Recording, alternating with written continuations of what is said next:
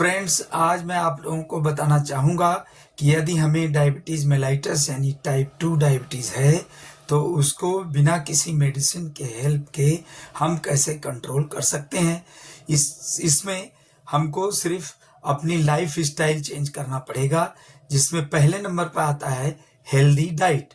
Healthy diet में पहला है कि हमको ऐसे खाने का इस्तेमाल करना चाहिए जिसका ग्लाइसीमिक इंडेक्स लो है, जैसे होल ग्रेन फूड।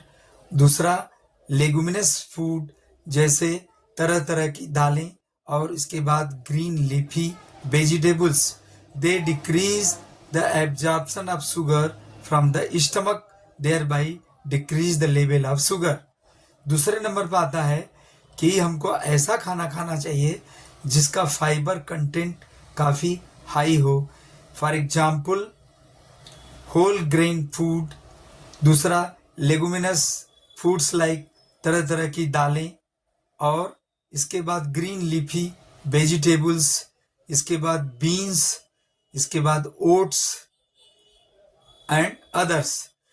ये जो फाइबर हाई जिन खानों का रहता है वह शुगर को एब्जॉर्ब होने में डिले कर देते हैं, और इस तरह से ब्लड शुगर कम हो जाता है, यानी कंट्रोल हो जाता है। इसके बाद जो हम खाना खाते हैं और उसमें जो हम कार्बोहाइड्रेट लेते हैं वो कम होना चाहिए, प्रोटीन ज़्यादा होना चाहिए, और उसी तरह फैट भी कम होना चाहिए। अब जो हम फैट का जो फूड ग्रहण करते हैं उसका source it should be good quality, like nuts, seeds, avocados and palm olive oils, and different types of the berries and apples.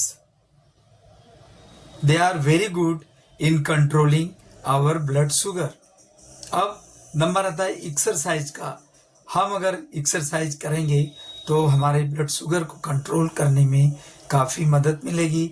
Exercise दो तरह की होती है, एक होती है एरोबिक और दूसरी होती है anaerobic.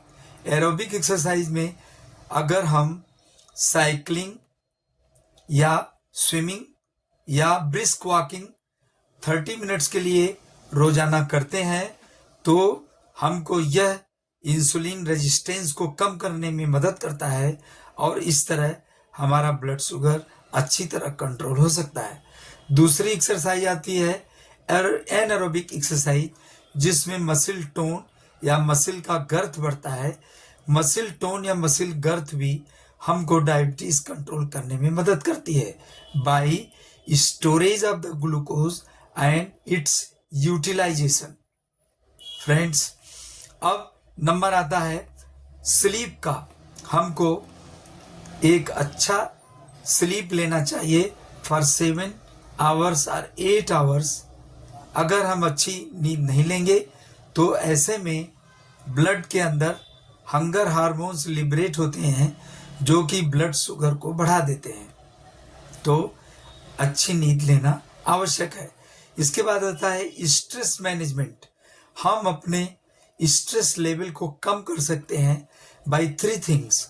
Number 1, by meditation, by deep breathings and by योगास।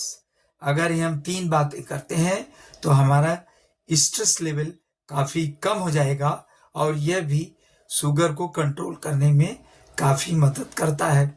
अब नंबर आता है हाइड्रेशन, यानी हमको वेल हाइड्रेटेड होना चाहिए। प्लेंटी ऑफ वाटर, यानी जब प्यास लगे तो तुरंत 1 गिलास पानी पीजिए, अवॉइड मत कीजिए।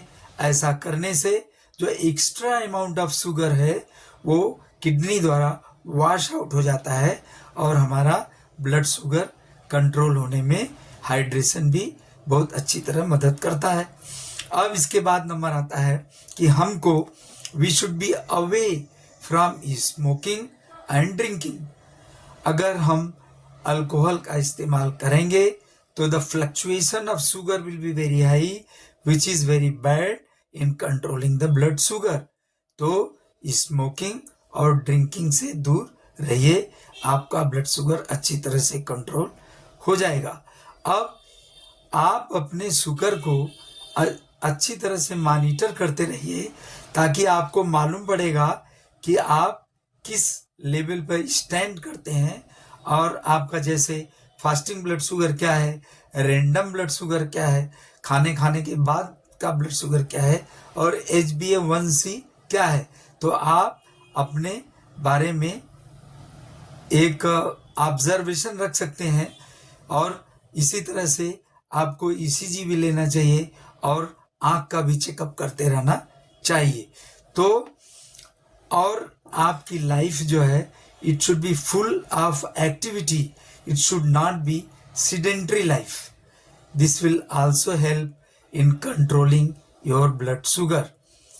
अगर इस तरह से आप अपनी लाइफ स्टाइल चेंज करेंगे, तो अगर आप दवा नहीं भी लेते हैं, तो सिर्फ लाइफ स्टाइल चेंज करके ही आप बिना मेडिसिन के आप अपना ब्लड शुगर यानी डायबिटीज़ अच्छी तरह कंट्रोल कर सकते हैं।